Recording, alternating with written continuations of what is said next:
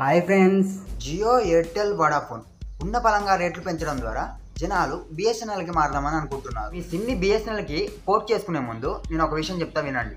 ఈ బిఎస్ఎన్ఎల్ అనేది మన భారతదేశంలో మొట్టమొదటిగా అక్టోబర్ 1, 2000వ సంవత్సరంన central government department of telecommunication ద్వారా స్థాపించబడింది. మన భారతదేశంలో ఒకప్పుడు బిఎస్ఎన్ఎల్ ఎక్కువ శాతం వాడేవారు. దాదాపు 80% బిఎస్ఎన్ఎల్ వాడకంలో ఉండేది. ఒకానొక సమయంలో ఇతర సంస్థలు అంటే జియో, ఎయిర్టెల్, వడాఫోన్ లాంటివి బిఎస్ఎన్ఎల్తో పోటీ కూడా పడలేకపోయాయి. కానీ 4-5 సంవత్సరాల తర్వాత ఈ బిఎస్ఎన్ఎల్ అనేది డౌన్ అవుతూ వచ్చింది. ఈ మిగతా టెలికాం కంపెనీస్ కొంచెంగా గ్రో అవుతూ వచ్చాయి. సో దాంతో బిఎస్ఎన్ఎల్ అనే సంస్థ ఉన్నదనే విషయం కూడా చాలా మందికి తెలియకుండా పోయింది. సో ప్రజెంట్ మనం telecom regulatory authority of India ప్రకారం చూసుకున్నట్లయితే ప్రస్తుతం జియో మార్కెట్ అనేది 39.6% అండ్ ఎయిర్టెల్ మార్కెట్ అనేది 32.9% అండ్ ఆల్సో వడాఫోన్ మార్కెట్ అనేది 19.6% అండ్ ఫైనల్గా బిఎస్ఎన్ఎల్ మార్కెట్ అనేది 7.8%గా ఉంది. సో బిఎస్ఎన్ఎల్ 7.8%కి పడిపోవడానికి కారణాలు ఏంటో ఈ వీడియోలో తెలుసుకుందాం.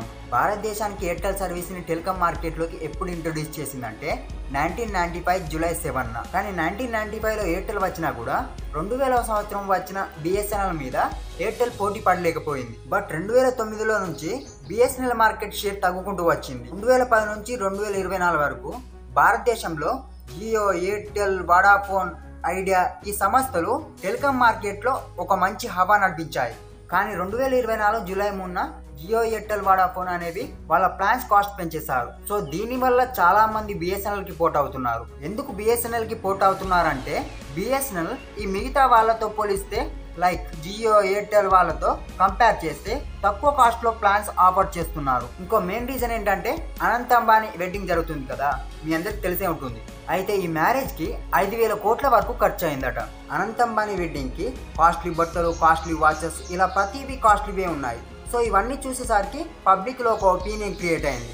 అదేంటంటే ఈ జియో వాళ్ళు ప్లాన్స్ పై రేట్లు పెంచి మన డబ్బులతో కొడుక్కి ఘనంగా పెళ్లి చేస్తున్నారని పబ్లిక్లో ఒక ఒపీనియన్ క్రియేట్ అయింది. సో దాంతో మెయిన్గా జియో వాళ్ళు చాలా మంది బిఎస్ఎన్ఎల్కి పోర్ట్ అవుతున్నారు. సో ఇక దీనివల్ల జియో, ఎయిర్టెల్, వడాఫోన్ వీళ్ళ పని అయిపోయిందనే చెప్పాలి. ఎందుకంటే వీళ్ళు ప్రాఫిట్స్ కోసం పనిచేస్తారు, తప్పు లేదు. వాళ్ళు ప్రాఫిట్స్ కోసం పనిచేయడంలో తప్పు లేదు. కానీ వాళ్ళు ప్రాఫిట్స్ కోసం రేట్లు పెంచేస్తే కామన్ ప్రజలకి ఎఫెక్ట్ పడుతుంది కదా. అందుకే వారికి తక్కువ ప్రైజెస్లో ఆఫర్ చేస్తున్న బిఎస్ఎన్ఎల్ వైపు వెళ్తున్నారు. అండ్ ఆల్సో బిఎస్ఎన్ఎల్ సెంట్రల్ గవర్నమెంట్ది, ట్రస్టబుల్ కాబట్టి. సో ప్రజలు ఈ రీజన్ వల్లే పోర్ట్ అవుతున్నారు. సో బిఎస్ఎన్ఎల్కి షిఫ్ట్ అవ్వచ్చా అని నన్ను అడిగితే మాత్రం నేను ఓకే అని చెప్తాను. ఎందుకంటే బిఎస్ఎన్ఎల్కి వైడ్ రేంజ్ ఆఫ్ కవరేజ్ ఉంటుంది. మనం చిన్న గ్రామాలకి వెళ్ళినా కూడా సిగ్నల్ అనేది బాగుంటుంది. అయితే ఈ మధ్య బిఎస్ఎన్ఎల్ ఫ్రీ సిమ్ సర్వీస్లను లాంచ్ చేసింది. కాకపోతే బిఎస్ఎన్ఎల్కి మన ఇండియాలో 5G అనౌన్స్ చేయలేదు.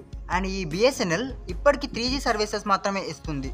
కనీసం 4G సర్వీసెస్ కూడా సరిగ్గా పనిచేయడం లేదు. కేవలం పంజాబ్, హర్యానా ఈ ప్లేసెస్లోనే కొంచెం బెటర్గా 4G సర్వీసెస్ పనిచేస్తున్నాయి. బిఎస్ఎన్ఎల్ టాటా గ్రూప్ సహకారంతో ఆగస్టు మంత్లో ఇండియా మొత్తం డాటా సునామీ తీసుకురాబోతుంది.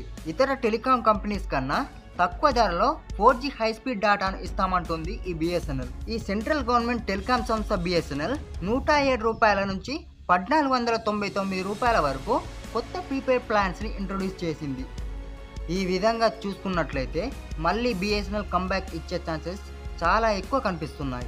మా వీడియోస్ మీకు నచ్చినట్లయితే తప్పకుండా లైక్ చేయండి, సబ్స్క్రైబ్ చేసుకోవడం మాత్రం మర్చిపోకండి.